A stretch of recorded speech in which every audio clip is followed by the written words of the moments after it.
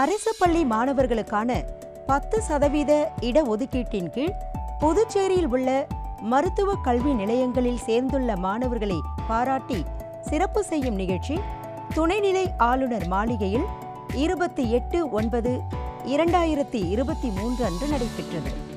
மாண்புமிகு துணைநிலை ஆளுநர் டாக்டர் தமிழிசை சவுந்தரராஜன் மாணவர்களுக்கு தமது சொந்த செலவில் மருத்துவ புத்தகங்கள், மருத்துவ உபகரணங்கள் மற்றும் சீருடை வழங்கி மாணவர்களை சிறப்பித்தார். தலைமைச் செயலர் திரு ராஜீவ் வர்மா, சுகாதாரத்துறை செயலர் திருமதி முத்தம்மா, துணைநிலை ஆளுநரின் செயலர் திரு அபிஜித் விஜய் சௌதாரி, உயர்கல்வித்துறை இயக்குனர் திரு அமன்குமார் சர்மா, சுகாதாரத்துறை சார்பு செயலர் திரு கந்தன், இயக்குனர் டாக்டர் ஸ்ரீராமலு, கல்வித்துறை இணை இயக்குனர் திருமதி சிவகாமி, மாணவர்களின் பெற்றோர் ஆகியோர் நிகழ்ச்சியில் கலந்து கொண்டனர். நான் ஒரு அரசு பள்ளி மாணவி. இது வரைக்குமே அரசு பள்ளி மாணவர்களுடைய ஹிஸ்ட்ரி எடுத்து பார்த்தோம் அப்படின்னா எல்லாருமே சிங்கிள் டிஜிட்டில் இருக்க எண்ணிக்கையில் தான் எல்லாருமே உள்ளே போயிருக்காங்க. ஆனால் இந்த வருஷம் வந்துட்டு டபுள் டிஜிட்டில் நம்ம எல்லாரும் உள்ளே போயிருக்கோம். அதுவே ஒரு பெரிய விஷயம். மொத்தம் 37 சீட்டு கொடுத்துருந்தாங்க. ஆனால் 20 பேர் தான் நம்ம இதில் செலக்ட் ஆகிருக்கோம்.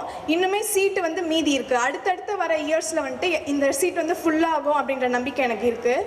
கண்டிப்பாக எல்லா அரசு பள்ளி மாணவர்களுடைய மருத்துவ கனவு வந்து ஒரு எட்டாக்கனியாக இருந்தது. இன்றைக்கி வந்து அது நம்ம கிட்ட வச்சு நம்ம அதை எக்ஸ்பீரியன்ஸ் பண்ணுறோம் அப்படின்றதே வந்து ரொம்ப பெரிய விஷயம். இதுக்காக பாடுபட்ட ஆனரபிள் கவர்னர் மேம் அவங்களுக்கு வந்துட்டு ரொம்ப ரொம்ப நன்றி. அது மட்டும் இல்லாமல் மொத்த கட்டணத்தையுமே வந்து அரசே ஏற்குது அப்படின்னு சொல்லி சிஎம் சார் வந்துட்டு அறிவிச்சிருந்தாங்க. அதனால் சிஎம் சார் அவர்களுக்குமே ரொம்ப நன்றி. எல்லாருமே வந்துட்டு நல்லா படித்து நல்ல டாக்டர் ஆகி எல்லாருக்குமே வந்து இலவசமாக செய்யணும் அப்படிங்கிறது தான் என்னோட கருத்து. என்னோட நோக்கம் இலவசமாக செய்யணும் அப்படிங்கிறது. இங்கே மோஸ்ட் ஆஃப் த பேர் வந்து ஏழ்மையான குடும்பத்துலேருந்து தான் வந்திருப்போம். அவங்களோட எண்ணமும் வந்து அப்படி தான் இருக்கும் அப்படின்றது வந்து நான் நினைக்கிறேன். இங்கே இருக்க 20 மாணவர்களுக்குமே வந்து இது ரொம்ப பெரிய மகிழ்ச்சி. இது வந்து சொல்கிறதுக்கெலாம் வார்த்தையே கிடையாது. நன்றின்னு சொல்லியும் முடிச்சிட முடியாது இது. அப்புறம் இங்கே இருக்க அனாட்டமி புக்கு வந்து நான் யூடியூப்பில் பார்த்து ஒரு நாளும் அந்த ரெட் கலர் புக் வந்து நான் எப்போ வாங்குவேன் அப்படின்னு நினச்சிட்டு இருந்தேன். இப்போ வரைக்குமே அதை நான் இன்னும் அந்த புக்கு நான் வாங்கவே கிடையாது. எப்போ வாங்குவேன்னு நினச்சிட்டே இருந்தேன். அந்த புக்கை பார்க்கும்போது எனக்கு அவ்வளோ சந்தோஷமாக இருந்தது. ஃபைனலி அதை நான் வந்து தொட போகிறேன் அப்படின்னும் போதே வந்து எனக்கு ரொம்ப ஹாப்பியாக இருக்குது. Thank you everyone. தேங்க்யூ. கவர்மெண்ட் ஸ்கூல்லேயும் படித்து இந்த மாதிரி டாக்டர் ஆக முடியும் அப்படின்றது வந்து இந்த சிஸ்டம் வந்து கொண்டு வந்திருக்காங்க. ஸோ இதுக்கப்புறம் எல்லோரும் கவர்மெண்ட் ஸ்கூலில் சேர்ப்பாங்கன்னு நினைக்கிறாங்க பசங்களை. நான் கவர்மெண்ட் ஸ்கூலில் தான் படித்தேன். நான் வந்து வீட்லேயும் கம்மியாக தான் மார்க் எடுத்தேன். ஆனால் எனக்கு சின்ன வயசுலேருந்தே கவர்மெண்ட் டாக்டர் ஆகணும்னு ஆசை. நீட்லேயும் கம்மியாக மார்க் எடுத்துட்டு எப்படி டாக்டர் ஆகுது அப்படின்னு சொல்லிட்டு யோசிச்சுட்டு இருக்கும்போது கோச்சிங் கிளாஸ் போகணுன்னாலும் காசு இல்லை. ஏன்னா காசு நம்ம வந்து கவர்மெண்ட் ஸ்கூலில் படிக்கிறோம். கோச்சிங் கிளாஸ்க்கு எப்படி காசு கட்டி போகிறதுன்னு யோசிக்கும் போது அப்போ தான் திடீர்னு 10% இந்த ரிசர்வேஷன் அப்படின்னு சொல்லிட்டு கவர்மெண்ட் ஸ்கூல் பசங்களுக்கு மருத்துவ படிப்பில் 10% கொடுத்துருக்காங்க. ரொம்ப சந்தோஷம். இது கடவுள் கொடுத்த வாய்ப்பாக நினைக்கிறேன். இதுக்காக ஸ்டெப் எடுத்து எல்லாருக்குமே CM sir, governor ma'am, education minister JD ma'am எல்லாருக்குமே ரொம்ப ரொம்ப நன்றி. இந்த வாய்ப்பு வந்து எல்லாருக்குமே கிடைக்காது. ஏன்னா இது கவர்மெண்ட் ஸ்கூலில் படித்தவங்களுக்கு வந்து ரொம்ப இப்போ எங்களுக்கே ரொம்ப சந்தோஷமாக இருக்குது. அது மட்டும் இல்லாமல் ஃபீஸுமே அதிகமாகுமே அப்படின்னு யோசிக்கும் போது அதையுமே கவர்மெண்ட்டே ஏற்றுக்கிறது ரொம்பவே சந்தோஷம். எல்லாருக்குமே தேங்க்ஸ். இனியாக நல்ல டாக்டர், நல்லா படித்து நல்ல டாக்டராக இருக்கும் எல்லாருக்கும். 12th முடிஞ்சு 1 மந்த்து தான் வந்து இந்த கவர்மெண்ட் கோச்சிங் சென்டரில் தான் சேர்ந்து நான் படித்தேன். இந்த 1 மந்த்து போட்ட எஃபர்ட்டில் வந்து 205 கிடச்சிச்சு. இந்த 10% ரிசர்வேஷன் அதுக்கப்புறம் தான் வந்துச்சு. இதில் வந்து சீட் கிடைச்சது வந்து எல்லாருக்கும் கிடைக்காத ஒரு ஆப்பர்ச்சுனிட்டியாக பார்க்குறேன். இந்த ஆப்பர்ச்சுனிட்டி உருவாக்கி தந்த முதல்வர் அவர்களுக்கும், துணைநிலை ஆளுநர் அவர்களுக்கும், மற்ற அமைச்சர்களுக்கும், இது வரைக்கும் இந்த ஸ்கீமை கரெக்டாக ஸ்டூடெண்ட்க்கு கொண்டு போன என்னோடய ஸ்டாஃப் எல்லாருக்குமே இந்த இடத்துல தேங்க் பண்ணிக்கிறேன். இவங்களோட கனவு இதெல்லாம் நாங்கள் இந்த அளவுக்கு எங்களுக்கு இது கிடைக்கும்னே நாங்கள் நினச்சி பார்க்கல. இது கிடைச்சதுக்கு உங்களுக்கு தான் நான் முதல்ல நன்றி சொல்லணும். இதுக்காக ரொம்ப இது பண்ணி பசங்களை ஏமாற்றாமல் அவங்க கஷ்டப்படாமல் எவ்வளோ இது பண்ணி கிடைச்சது, அதுக்கு எங்களுக்கு ரொம்ப சந்தோஷம். ஆமாங்க மேம், அதுதான் மேம். அதனால தான் உங்களை பார்க்கணுன்னே நாங்கள் சொல்லிக்கிட்டு இருந்தோம். அதுதான் மேம், நீங்களே வர வச்சுட்டீங்க எங்களுக்கு. நாங்கள் ரொம்ப நாளாக சொல்லிகிட்டு இருந்தோம். இருந்தாலும் நீங்களாக கூப்பிட்டதுனால தான் நாங்கள் எங்கே கூப்பிட்டாலும் நாங்கள் வரேன்னு சொல்லிட்டு இருந்தோம் மேம். ரொம்ப நன்றி. At the outset, I would like to convey my heartiest congratulations to all the students for this well-deserved accomplishment, which is a significant milestone in your life.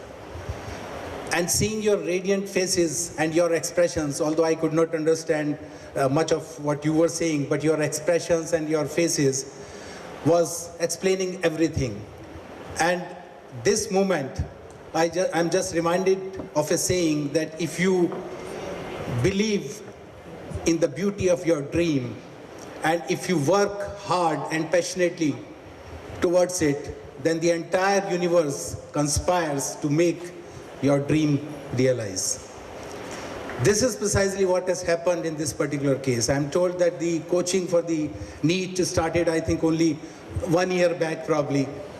And then the leading light of our UT, Honorable Lieutenant Governor, she was determined and she has put so many efforts at every level that to make this 10% quota implemented from this particular year itself. So thank you, madam. Thank you very much for this. நான் பேசுறது வந்து program ரெகுலராக இல்லை, but உங்களெல்லாம் பார்த்த பிறகு I thought I share my experience also with you. First of all, I feel extremely happy to see all of you. Why? Because exactly 23 years back, I was like you. As CS sir has told, I was also a government school student. I studied at the Tiruvallur school. I think that is one eligibility condition that I should speak today in front of you. So I studied in the Tiruvallur school. So my parents insisted that I should become a doctor, and they put me for coaching and all that. But I was very clear, I'm not going to become a doctor. I'm going to be a civil servant and IAS officer always. So I didn't study at all. But incidentally, what happened, I got the seat, so they pushed me to become a doctor, so I went to the medical college. So those days, like, we were only 2 in the entire territory, ma'am, amongst all the schools, except for those students who had gone for JIPMER. JIPMER போனாங்களே தவிர மற்றபடி வெளி colleges போனவங்க 2 பேர், and those 2 were in our medical college, myself and one more gentleman, and he's a cardiologist in one of the finest hospital in Tamil Nadu. So and I have become an IAS officer. Why I'm saying this, the opportunity that you have got now is something which is very, very precious, which is very, very invaluable. And why this has happened is because I'm not saying for this thing, this is not a function where we'll only be speaking from the heart. Why this has happened is, one is because of our Honorable LG. I always get amazed by her because the enthusiasm she carries, the interest that she shows towards the students and the citizens of the people, and the hard work she puts in. The hard work, when I see, even Abhijit always shares, madam like travels like extensively. She comes in at his meeting, she speaks so eloquently, but even then she never gets tired. That is the spirit of a doctor. I always tell him it is because madam is a doctor. The hard work, the tendency to work hard even for 48 hours, 36 hours without tiring herself, without food, without rest, is something, is the phenomenal quality of a doctor, and that you will acquire. That is the foremost quality a doctor should acquire. That's one thing. Second, CS sir is a mentor to us. In fact, he puts us to work a lot. He makes us to work almost 10 to 12 hours a day, and even on Saturdays and Sundays. He himself is such a hard-working person. As sir said, when you're going to go to the college, in fact, a student பேசும்போது சொன்னாங்க, இந்த சௌராஷ்டிரா புக்கை பார்த்தா எனக்கு ரொம்ப ஆசையாக இருக்குது அப்படின்னு சொன்னாங்க. It is one of the difficult textbooks. But here I would like to say, as sir said, once you go to the college, there is always a tendency to study the Indian author books. வந்து நிறையா இப்போ இருக்காது, நிறைய guides எல்லாம் வந்துருச்சு. இப்போ சௌராஷ்டிராக்கே guide இருக்குது, அந்த மாதிரியான ஒரு சிச்சுவேஷன் வந்து இருக்குது. But always have a tendency to study the best books in all of this. In anatomy, if you see, there is always Gray's Anatomy, which is something I have always studied the foreign author books. I never touched these books in my school days, and I am also sure in madam's days, and madam also studied in Tanjore Medical College and Madras Medical College. So study the best books which is available in the subject, which will make you the best clinician also in your lives. So for physiology, you have a guidance to study all these books, and so that you will have the best knowledge acquire பண்றதுக்கான ஒரு situation வந்து இருக்கும். This is the second thing I want to share. Finally, I would like to say, when you become a doctor, we become in the medical colleges ஒரு impersonal situations வந்து prevail ஆகும். When we were in the final year, we had a medical HOD, medicine HOD. He never allowed us to say a case. Sir, when we're presenting the case, when we're presenting about the patient, we always say, sir, this case is a case of, myocardial infarction or a chronic heart disease or a kidney disease. He never allowed to say he was from Madras Medical College. He always say, this is not a case, he is a patient. You should always address him as a patient. And from that day, I will never say, even in my health meetings, I never say what happened to the cases. It is always a patient. Because that is the kind of compassion you should show towards your patient. Why compassion? Compassion is a science. When you are pouring your heart to others, when you are kind to others, you are also going to get benefited, because the two important hormones such as the oxytocin and the serotonin secretes. வேற எந்த எமோஷன்ஸ்லையும் இல்லாத மாதிரி ஆக்சிடோசனும் செரட்டோனினும் secrete ஆகிற ஒரு விஷயம் எது அப்படின்னு பார்த்தீங்கன்னா அது கம்பேஷன். ஸோ அந்த உங்களுக்கே ஹாப்பி கொடுக்கக்கூடிய அந்த கம்பேஷன் வந்து you should also show to your patients அப்படிங்கிறது, which is something very very important for all of us to follow அப்படிங்கிறத I want to share. And lastly I would say, today you will become, today you are going to enter into the first year of the college. Study well, work well, as CS sir said. Hard work தவிர வேற சப்ளிமெண்டே கிடையாது. மெடிசனில் வந்து you don't have to be someone who has to understand complex things எல்லாம் ஒன்றுமே கிடையாது. What is given in the book, you are going to read it. That is all. So it is going to be very simple, but you have to put in lot of hard work. Like 8 to 12 hours a day படிக்கிற மாதிரியான ஒரு situation இருக்கும். So அதுக்கு you will have to rise up to the situation. So tomorrow you will become a good doctor, a great doctor, a best doctor. But for me, if you ask me who is a legendary doctor அப்படின்னு பார்த்தீங்கன்னா, a legendary doctor is one who treats both the poor patient and the rich patient equally. That is the legendary doctor. I would all want you all to become legendary doctors in your life, and I'm extremely happy to see all of you, and many congratulations to all of you. And we are very happy that we have got such illustrious administrators here, such as the Honorable LG, the Honorable Chief Minister and the Chief Secretary sir, who are here, who always is concerned about you. Any problems, I think many of you have said about certain problems, so we will discuss with ma'am and we'll try to find out the solutions as well. Thank you very much.